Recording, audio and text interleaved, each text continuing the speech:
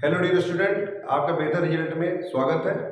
जैसे कि पिछली क्लास में हमने नॉर्मलिटी के कुछ क्वेश्चंस, उसके कॉन्सेप्ट और बहुत सारे प्रश्न को देखा गया है।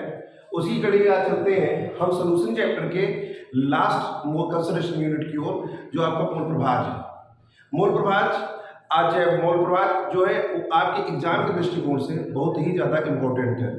उसी के दृष्टिकोण में आज चलते हैं कि आप ये देखते हैं कि मोल प्रभाज होता क्या है।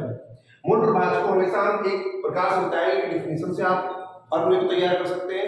अब एक सीधे आप डिफिनेशन को फार्मूले से डिफिनेशन तैयार करेंगे कि डिफिनेशन से फार्मूले को तैयार किया जाएगा। दोनों तरीके के क्रियाविधि को देखा जाएगा यहाँ पे। तो जैसे कि आपको मूल प्रभाज की कड़ी में चलते हैं तो बताते हैं कि मूल प्रभाज की परिभाषा क्या होती है। मूल प्रभाज के बारे में बात करेंगे तो बोला जाता है कि किसी विलयन में किसी घटक, किसी भी घटक के बारे में बात होगी, विलयन में किसी घटक विशेष का मोल प्रभाज उस घटक के मोलों की संख्या तथा विलयन में उपस्थित सभी घटकों के मोलों की संख्या के अनुपात के बराबर होता है। जैसा कि मतलब आप समझ रहे होंगे इसमें कि यहाँ पे बात किया जा रहा है किसी विशेष घटक के बारे में बात किया जा रहा है। अब विशेष घटक का मतलब हो गया कि विशेष घटक के बारे में बात करोगे तो विशेष घटक से आप कितने प्रकार के सोचते हैं? दो प्रकार की। एक तो आपका विलेय होगा, कौन होगा? एक तो विलेय होगा। विलेय वजह से हम बोलते हैं क्या? सॉल्यूट बोल सकते हो यहाँ पे। और एक इसी का दूसरा घटक आएगा जो आपका विलायक होगा। कौन होगा? विलायक होगा। तो विलायक जो होता है वो आपका क्या होता है? सॉल्वेंट होता है। और दोनों मिलके आपके सॉल्यूशन का फॉर्मेशन करते हैं। इसका फॉर्मेशन करते हैं, सॉल्यूशन का फॉर्मेशन करते हैं। तो यहाँ पे अगर बात होगी तो एक विलयन में किसी घटक विशेष का मोल प्रभाज उस घटक के मोलों की संख्या के, तो मोल की संख्या के बारे में अगर फिर से बात करते हो तो मोल का संख्या किसका होगा? या तो विलेय का होगा या फिर विलायक का होगा। उस विलयन में उपस्थित सभी घटकों के मोलों की संख्या के अनुपात के बराबर होगा। जैसा कि हमने बात किया रहेगा कि अगर हम बात करते हैं मोलों की संख्या के बारे में, तो मोलों की संख्या को निकालने के बाद हमने आपको प्रीवियस लेक्चर्स में मैंने की है कि मोलों की संख्या आप कैसे ज्ञात कर सकते हैं। इसी के बारे में बात करेंगे अगर हम, तो अगर बताते हैं कि जैसे मोल प्रभाज के बारे में बात करोगे तो मोल प्रभाज आपके दो तरीके से निकाले जाते हैं। या तो किसी विलयन में द्विअंगी विलयन होगा या तो विलयन आपका त्रिअंगी विलयन होता है। द्विअंगी विलयन का मतलब होता है कि या तो उसमें विलेय हो या फिर उसमें विलायक हो। तो द्विअंगी विलयन का मतलब इसे मान लीजिए कि एक हमने नमक ले लिया और पानी ले लिया, या फिर द्विअंगी विलयन होता है। या फिर हमने चीनी पानी का कोई विलयन तैयार किया तो वो भी द्विअंगी कहलाता है। द्विअंगी का मतलब सच है कि यहाँ पे एक विलेय होगा और एक कौन होगा? विलायक होगा। एक विलेय होगा और एक विलायक होगा। तो यहाँ पे जैसे बात की है कि कोई द्विअंगी विलयन कैसा है? द्विअंगी विलयन।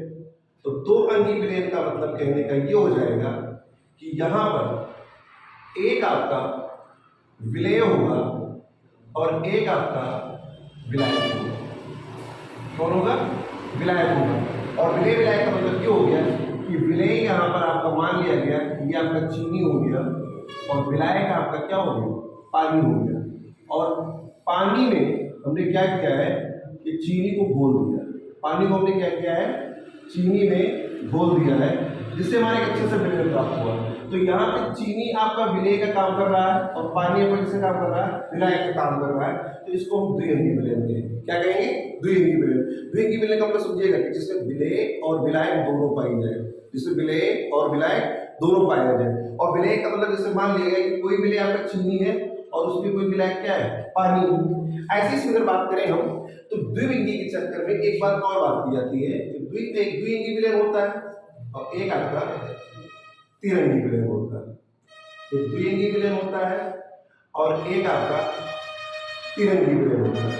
त्रिअंगी विलयन का मतलब ये हो जाएगा कि जिसमें हम विलायक की मात्रा, जैसे विलायक की मात्रा के बारे में बात करें कि एक आपका चीनी है, एक आपका नमक है, और इस चीनी और नमक को हमने क्या किया है? किसी पानी में डिसॉल्व कर दिया है, या पानी में हमने क्या कर दिया? घोल दिया। तो यहाँ पे देखिए आपको परिभाषा में क्या दिखाई दे रहा है कि यहाँ पे दो विलेय के बारे में बात होगी और एक विलायक के बारे में बात होगी। वाइस वर्सा प्रोसेस में हो सकता है, कोई दिक्कत नहीं होगी, आप त्रिअंगी विलयन बना सकते हैं। तो अब हम देखिए बात किसी करते हैं, द्विअंगी विलयन के बारे में बात करते हैं। किसके बारे में बात करते हैं? द्विअंगी विलयन के बारे में बात करते हैं। तो दो अंगी विलयन का मतलब हो गया कि हमने एक कंटेनर लिया जिसका नाम हमने क्या रखा है? एक कंटेनर हमने क्या लिया? बी। तो एक कंटेनर का मतलब मान लिया गया कि इसमें हमारा चीनी, कौन है? चीनी। और इसमें हमारा क्या है, पानी। और इन दोनों को हमने क्या किया, मिला दिया। द्वि की विलयन का मतलब ये भी होता है, कभी कभी कोई नहीं समझ पा रहा तो बताता है कि इसी को हम लिख सकते हैं, ये आपका बाइनरी सॉल्यूशन कहलाता है। क्या कहलाता है, बाइनरी सॉल्यूशन। बाइनरी का मतलब हो जाएगा कि वहां पे एक विलय और एक विलायक घुल रहा होगा, मतलब वहां पे दो अवयव के बारे में बात होगी। तो उन्होंने चीनी और पानी को ले लिया।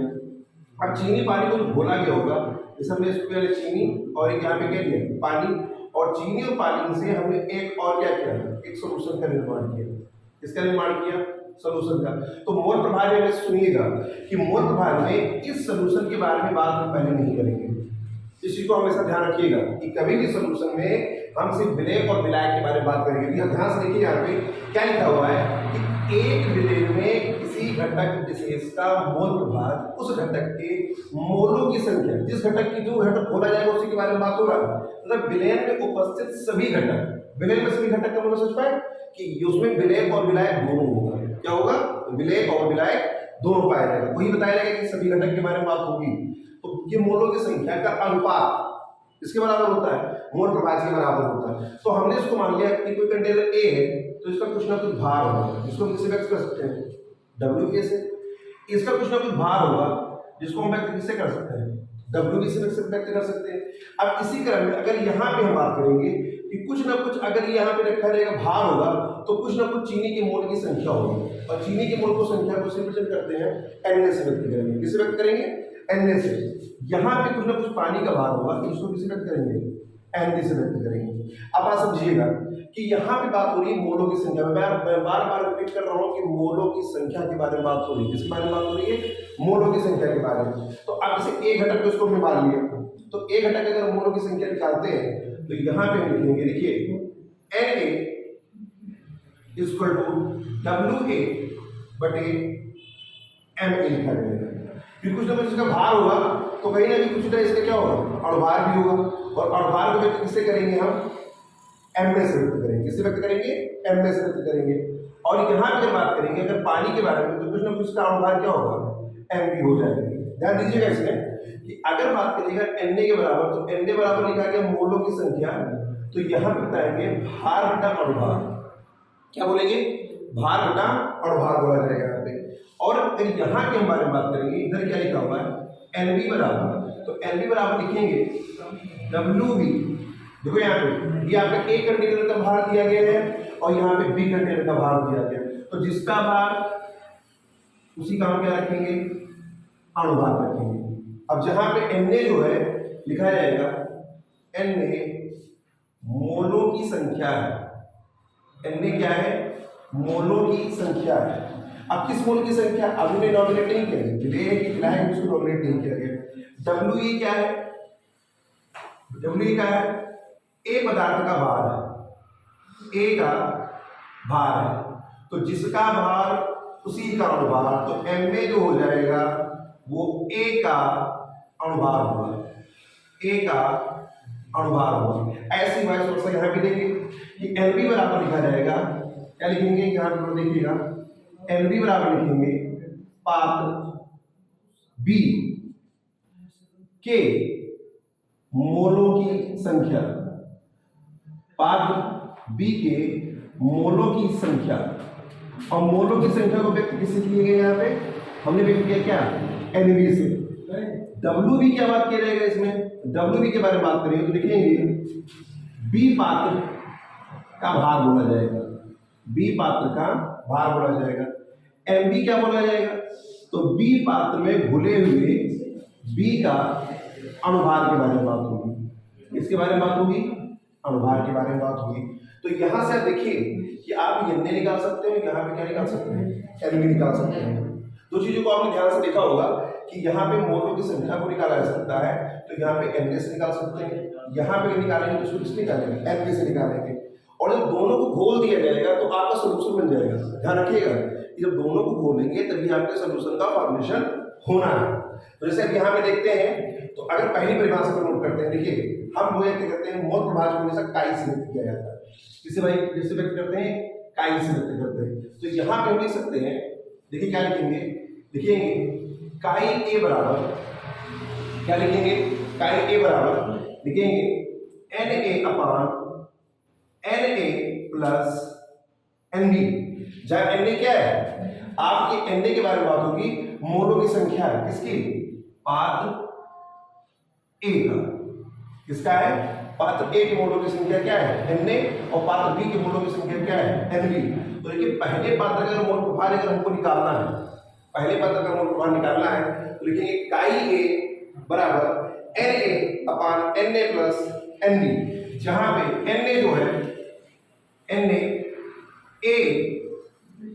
पात्र के मोलों की संख्या है, मोलों की संख्या है, बटे यहां पे देखिए कि विलेय और विलाय के मोलों की संख्या का योग रखा गया, विलेय और विलाय के मोलों की संख्या का योग रखा गया। तो यहां पे हम लिख सकते हैं कुल विलयन। क्या लिख सकते हैं, कुल विलयन लिख सकते हैं। और यहां पे ध्यान से देखिए लिखा हुआ है कि किसी विलयन की एक घटक में विशेष का मोल प्रभाव उस घटक के मोलों की संख्या तथा विलयन में उपस्थित सभी घटकों के कुल मोलों की संख्या के अनुपात के बराबर होता है। क्योंकि कुल मोल जो लिखा गया वो विलयन के बारे में बात किया गया, किस बारे में बात किया गया, कुल विलयन के बारे में बात किया गया। ऐसे इधर आते हैं तो यहां पे लिखेंगे काई भी बराबर, क्या लिखेंगे, काई ए काई भी बराबर, काई भी बराबर क्या हो जाएगा, लिखा जाएगा N B upon N A plus N B. क्या लिखेंगे, N B upon N A plus N B. यहां पे इसकी परिभाषा निकालने के लिए आएंगे तो यहां पे लिख सकते हैं, क्या लिखेंगे, जैसे लिखा हुआ बी मोल के बारे में बात होगी तो बी मोल के बारे में बात होती है हमें, तो हम यहाँ पे लिख सकते हैं, क्या लिखेंगे, लिखेंगे विलायक, क्या लिख देंगे, विलायक के मोलों की संख्या, विलायक के मोलों की संख्या अपान कुल विलयन के बारे में बात होगी। किसके बारे में बात होगी, कुल विलयन, क्योंकि कुल विलयन बराबर क्या है, N A upon N B. N A upon क्या लिखा जाएगा, एन बी लिखा जाएगा। तो यहाँ लिखेंगे कुल विलयन के बारे में बात हो जाएगी। अब देखिए हम ऐसे यहाँ पे लिख सकते हैं, यहाँ पे लिखेंगे ए पात्र के मोलों की संख्या, तो ए पात्र के मोलों की संख्या हम क्या लिख सकते हैं, विलय के मोलों की संख्या के बारे में बात होगी। किसके बारे में बात होगी, विलय के मोलों की संख्या के बारे में बात होगी। तो यहाँ पे हम लिख सकते हैं क्या, कि काई बराबर N B upon N A plus N B. अब देखिए बात किया जाएगा कि जो आपका मोल प्रभाव किसी विलायक का ए का या किसी विलायक का क्या बी का अगर माना जाएगा तो यहाँ पे लिख सकते हैं क्या, क्या लिखेंगे, लिखेंगे कि इन दोनों को किसी भी विलायक के मोल प्रभाव तथा विलय के मोल प्रभाव तथा विलायक के मोल प्रभाव का योग सदैव क्या होता है, एक होता है। क्या होता है, सदैव एक होता है। तो हम लिख सकते हैं यहाँ पे क्या लिखेंगे, काई ए प्लस काई बी इसको कितना लिख सकते हैं, 1 लिख सकते हैं। मतलब किसी भी विलय में उपस्थित विलय तथा विलायक के मोल प्रभाव का योगात्मक रूप क्या कहलाता है, क्या हो सकता है, वो एक के बराबर हो सकता है। जैसा कि भी आपने देखा कि मोल फ्रैक्शन के कुछ एप्लीकेशन हमने आपको बताया कि मोल प्रभाव में अगर बात करेंगे तो मैंने स्टार्टिंग कहां से की, मैंने आपको बताया कि काई ए बराबर होता है N A upon N A plus N B. मोल प्रभाव का पहला जिससे विलय के मोल प्रभाव के बारे में बात करेंगे, किसके बारे में बात करेंगे, विलय का मोल प्रभाव है, कौन है, विलय का मोल प्रभाव। ऐसे बी कंटेनर लिया गया था तो बी कंटेनर में बताया गया कि मोल प्रभाव भी या काई भी बोल सकते हैं इसको, एन बी, क्या लिखेंगे यहाँ पे, N B upon N A plus N B. जहां पे बात किया जाएगा कि जो काई बी है ये विलय का विलायक का मोल प्रभाव है। कौन है, विलायक का मोल प्रभाव के बारे में बात होगी, विलायक का मोल प्रभाव होगा, विलायक का मोल प्रभाव होगा। कभी कभी पूछा जाता है कि मोल प्रभाव का मात्रक क्या होता है, तो भैया जान लीजिएगा कि विलायक किसी भी विलयन में मोल प्रभाव का कोई मात्रक नहीं होता है। इसलिए हम लिख सकते हैं कि जो मोल प्रभाव होता है ये आपका यूनिटलेस है। कैसा है, यूनिटलेस होता है, इसके अंदर कोई मात्रक नहीं होती, ये मात्रकहीन होता है। कैसा होता है भैया, मात्रकहीन होता है। अब देखो मैं आपको बताता हूं कि किसी भी प्रश्न से मोल प्रभाव कैसे ज्ञात किया जाएगा। उदाहरण देना बहुत जरूरी है क्योंकि उदाहरण से आप इसकी अप्रोच को सीखेंगे। भैया पहले जान लीजिए कि आपके पास इतना नॉलेज है, ये आपके साथ मैटर नहीं करता। आपका अप्रोच, आपका टेम्परामेंट बहुत जरूरी है। अगर टेम्परामेंट और अप्रोच अगर अच्छा से नहीं बनेगा तो आपको बोर्ड में नंबर लाने में की दिक्कत पड़ेगी। नॉलेज मैटर फिर वहाँ नहीं करता, आपका अप्रोच 2.5 घंटे 3 घंटे में मेंशन करता है कि आप कैसे वहाँ पे अचीव कर सकते हैं। तो ये क्वेश्चन देखिए, जैसे एक एग्जाम्पल लिया जाता है। अब एग्जाम्पल में लेते हैं, बहुत सरल सा क्वेश्चन होगा आपका कि 46% weight by volume C2H5 OH में दोनों घटकों का मोल प्रभाज बताइए। मोल प्रभाज बताइए। तो जैसे आप इसको लिखेंगे तो आपको पता होना चाहिए कि पूछ रहा है कि 46%, देखिए यहाँ पे इस क्वेश्चन दिया गया 46% वेट बाय वैल्यूम C2H5OH में दोनों घटक के कहने का मतलब यहाँ पे ये है कि एक आपके विलय के बारे में बात होगी और एक आपके इसके बारे में बात होगी, विलायक के बारे में बात होगी। इसके बारे में बात होगी विलायक के बारे में। तो अब ये देखिए, आपने सांद्रता इकाई पढ़ के रखा है और सांद्रता इकाई जब आपने पढ़ के रखा है तो उसमें बताया जाता है कि परसेंटेज वेट बाय वैल्यूम का मतलब ये होता है कि 46 ग्राम एथिल अल्कोहल उसके 100 ml ऑफ सॉल्यूशन में डिसॉल्व है। बस समझिएगा यहाँ पे क्या कह रहा हूँ कि 46% C2H5OH वेट बाय वैल्यूम का मतलब से कितना होता है कि 46 ग्राम एथिल अल्कोहल उसके 100 ml क्या है, 100 ml ऑफ वाटर में डिसॉल्व है। इसको समझने का प्रयास करिएगा। डिसॉल्व मतलब घोलने के बारे में बात हो रही है यहाँ पे। तो अब जैसे हमने यहाँ पे कंटेनर बनाया, जैसे मान लिया गया कोई 46% दिया गया, तो 46% को हमने जब चेंज किया तो लिखा कि 46 ग्राम C2H5OH 100 ml ऑफ वाटर में डिसॉल्व है। 100 ml ऑफ वाटर में डिसॉल्व है। तो भाई समझिएगा कि जब सॉल्यूशन बन गया होगा, तो सॉल्यूशन के बारे में बात करें तो हमने क्या पढ़ा कि विलय प्लस विलाय बराबर क्या होता है, विलयन होता है, हमने पढ़ा। तो इससे बात करेंगे यहाँ पे, तो 46 ग्राम घुला हुआ है किसमें, 100 ml ऑफ सॉल्यूशन में। तो बात करेंगे क्या, हम बात करेंगे किसे बताते हैं कि विलय प्लस विलायक जो है वही मिलकर किसका निर्माण कर रहा है, विलयन का निर्माण कर रहा है। किसका निर्माण कर रहा है, विलयन। बहुत बेसिक चीज है, इस चीज को जान लीजिए। तो 46 ग्राम आपका क्या है, विलायक अभी अननोन है, तो विलायक को यहाँ पे सब लिख लेंगे और यहाँ पे बताया जाएगा कि 100 ml ऑफ सॉल्यूशन में डिसॉल्व था। तो विलायक की जब बारे में बात करेंगे, किसके बारे में बात करेंगे, विलायक के बारे में बात करेंगे, तो यहाँ पे लिखा जाएगा 100 माइनस 46 इक्वल टू कितना, 54 ग्राम। क्या बात करेंगे, 54 ग्राम। अब यहाँ पे जब बात होगी तो 46 ग्राम का एक कंटेनर अलग बन जाएगा। 46 ग्राम ऑफ C2H5OH का अलग से कंटेनर बन जाएगा। और यहाँ पे अगर हम बात करेंगे तो यहाँ पे लिखा जाएगा 54 ग्राम ऑफ वाटर का एक सुंदर सा कंटेनर अलग बन जाएगा। बात समझिएगा। तो यहाँ पे इसको अगर हम मानते हैं तो ये लिखा जाएगा क्या, लिखेंगे यहाँ पे Na कुछ ना कुछ मोलों की संख्या होगी, तो यहाँ पे कुछ ना कुछ मोलों की संख्या क्या होगी, Nb। तो अगर यहाँ पे Na बराबर रखेंगे तो लिख सकते हैं WA/Ma। तो यहाँ पे अगर लिखते हैं तो यहाँ पे लिख सकते हैं क्या लिखेंगे, यहाँ पे लिखेंगे WB बटे क्या लिखेंगे, Mb। अब बात समझना कि यहाँ पे 46 ग्राम जो दिया गया है, इस 46 ग्राम को मैंने लिख दिया कहाँ, आपके भार के बराबर लिख दिया। और जो Na का भार रखा है वो भी कितना है, 46, क्योंकि आपने अणुभार निकालना अपने प्रीवियस वीडियो में देखा है। लेकिन जब तक आप अणुभार नहीं निकालेंगे तब तक मोलर सांद्रता की इकाई आपके लिए अधूरी मानी जाएगी। तो यहाँ पे क्या रखे, Na बराबर क्या रखें, इसको दोनों को कैंसिल किए तो Na इक्वल टू कितना है, 1 आया। ऐसे वहां लिख सकते हैं। तो यहाँ पे Nb बराबर लिखते हैं तो लिखा है कितना, 54, और वाटर का अणुभार कितना होता है आपके अनुसार, 18। तो 18 का नाम 18 नहीं है 54, तो Nb का मान कितना हो गया, 3 हो गया। अब हमें पता है कि किसी विलय का मोल प्रभाव जो रखते हैं काई A, जो कि यहाँ पे लिखा हुआ देखिए, आप पूर्व में बताए हैं काई A बराबर Na प्लस इनमें देखिए बार बार आप परिभाषा के अनुसार आप सूत्र को जरूर लिखते रहिए। जब तक सूत्र नहीं लिखेंगे तब तक आपका अप्रोच नहीं बनेगा। तो जब भी आप क्वेश्चन लगाते रहिए तो आप सूत्र जरूर लिखिए। सूत्र जितनी बार आप लिखेंगे आपको उतना ज्यादा अभ्यास होता रहेगा, ये आपके लिए एग्जाम बहुत जरूरी है। तो Na बराबर कितना है, 1, टोटल कितना रखा जाएगा, तो 1 + 3, तो यहाँ पे कितना हो जाएगा, 1/4। ये काई A का मान है, किसका मान है, काई A का मान है। ऐसे यहाँ पे रखते हैं काई B के बारे में बात होती है, तो काई B किसका, विलायक घटक के बारे में बात होगी, तो विलायक घटक के बारे में बात होगी तो NB अपान Na प्लस NB। तो NB का मान कितना है 3 और यहाँ पर टोटल सोल्यूशन कितना है 1 प्लस 3, तो यहाँ पे हो जाएगा 3/4।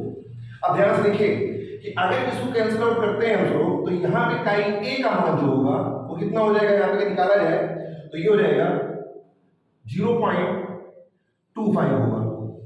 कितना हो जाएगा, बहुत बेसिक सी चीजें हैं। और यहाँ पे अगर मान निकालने के लिए आते हो, काई B का मान निकालने के लिए आते हो तो 0.875 होगा। सॉल्व करके आप देख लीजिएगा।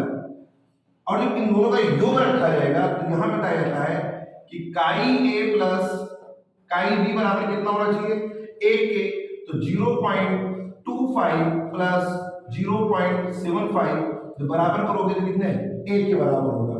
भैया बहनों ये आपके मोल प्रभाज का एक छोटा सा वीडियो है जिसको आप इधर स्क्रीनशॉट भी कर सकते हैं। यहाँ पे आपको बताया गया कि मोल प्रभाज आप कैसे ज्ञात कर सकते हैं, मोल प्रभाज कैसे एग्जाम में आता है, उसके एप्लीकेशन के बारे में बात हुई है। अगली वीडियो में हम जब स्टार्टिंग करेंगे तो आपको इसका एक अच्छा सा क्वेश्चन लगवाया जाएगा और उसमें आपको देखा जाएगा कि आपका अप्रोच कितना अच्छा है। भाई बहनों हमारे चैनल को लाइक और सब्सक्राइब करते रहिए, इससे हम लोगों का मोरल सपोर्ट मिलता रहे। Thank you.